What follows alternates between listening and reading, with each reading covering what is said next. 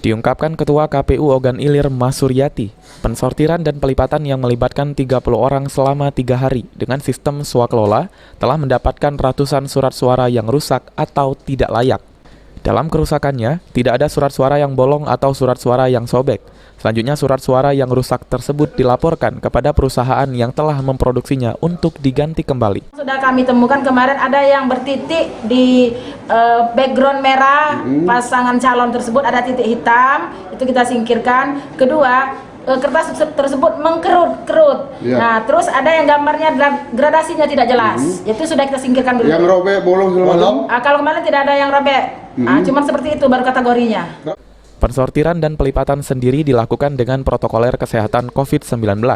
Para pelipat surat suara terlebih dahulu melakukan cuci tangan dan pemeriksaan suhu tubuh, menjaga jarak dengan diawasi langsung Bawaslu Kabupaten Ogan Ilir dan petugas kepolisian serta petugas TNI.